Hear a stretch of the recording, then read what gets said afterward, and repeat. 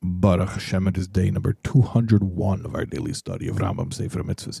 And in the 3 chapters a day of Mishnah Torah, we are still in Hilchas Tumas Meis, the laws of ritual impurity contracted through exposure to a corpse, chapters 21, 22, and 23. And our mitzvah today, I'm sure you know what it is, because we've been doing the same mitzvah for the past several days, and we're going to do it again today.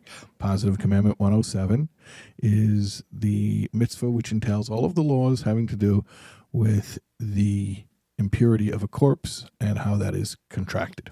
Yesterday we gave some mystical insights into the mitzvah. I'll try to give some more of that today. And I'll also give you a little heads up.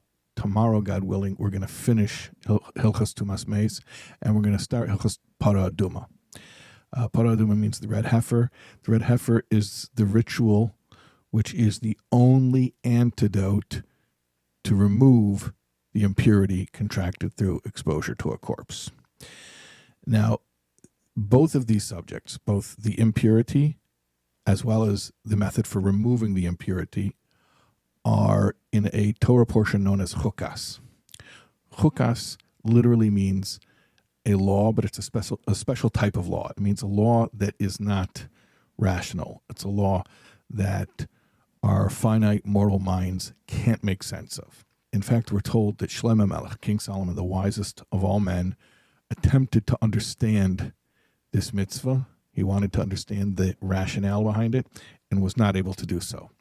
And it was only Moshe Rabbeinu, our teacher Moses, to whom Hashem revealed an understanding of this mitzvah. And even with Moshe Rabbeinu, we're told that when he first learned this mitzvah from Hashem, he was perplexed. He couldn't understand how it was possible that there could be any cure for such impurity. He didn't have this reaction regarding other forms of ritual impurity, but specifically the impurity contracted through exposure to a corpse. Moshe Rabbeinu could not understand how anyone could come back from that. How could there be any rectification? And Chassidus explains that, as we mentioned yesterday, impurity comes in where there's a void of holiness, which is synonymous with a void of life, because the only true life is holiness. And it sort of parasitically rushes in to pick up any traces of life that were left behind after the life has vacated. The whole concept of the impurity contracted through exposure to a corpse really represents, on a spiritual level, complete disconnect from godliness. Heaven forfend. As long as there's some connection, you can rebuild, you can repair. But when the connection's totally severed, how is it possible to rectify that? And that's really what perplexed Moshe Rabbeinu. When somebody becomes completely cut off from God, God forbid, how does he come back from that? And what's interesting, there are so many insights regarding this mitzvah, and we could go on and on and on and on about it, but I'll just tell you one interesting thing. So you studied Karbonos, right? We did a whole Sefer called Karbonos, and we learned about the various different sacrificial offerings. And you learned that these different animal sacrifices were all brought in the Beis HaMikdash, in the Holy Temple. Okay, so I'm going to tell you something interesting.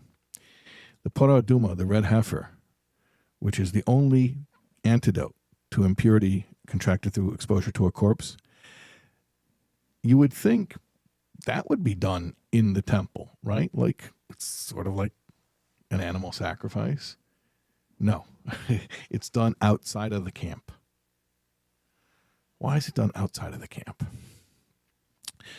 So do you remember when we were learning Karbonos, when we were learning about the animal sacrifices? I'm going to ask you a comprehension question. See if you still remember this. What sacrifice do you bring for an intentional sin? You're right, that was a trick question. There is no sacrifice for an intentional sin. Sacrifices only atone for unintentional sins. Very good. Okay. The sacrifices can only clean up a certain amount of spiritual pollution. The spiritual pollution that's caused by inadvertent, accidental sins. The ritual impurity contracted from exposure to a corpse represents a much more egregious, much more intense level of negativity, where there's a complete cutoff. And that represents purposeful sins. So in order to rectify that, you have to go outside of the temple, outside of the camp, outside of the holy confines. And there is a cure even for someone who went outside, so to speak, of his connection to Hashem. Now, I'll just add one more detail because it's so interesting. There's something funny about the red heifer. I mean, there are a lot of things that are funny about it, but paradoxical, I should say. But one of those things is that the people involved in preparing the ashes and administering it become impure. So the impure person becomes pure, and the pure people become impure, which is paradoxical. But there's another dimension to that, which is self-sacrifice. That in order to purify those who contracted impurity through exposure to a corpse, somebody's going to have to take the hit. Somebody's going to have self-sacrifice and become impure in the course of purifying the other person.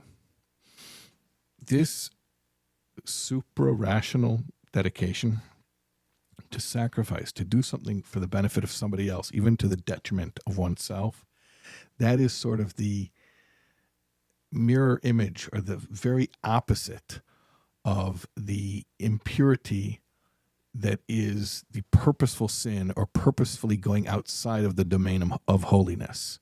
In other words, in the negative realm, going completely outside of the domain of holiness can only be rectified by, in the positive realm, completely going outside of what makes sense and what is normal, meaning the self-sacrifice of someone who's willing to be part of administering the red heifer antidote so that somebody else can become pure.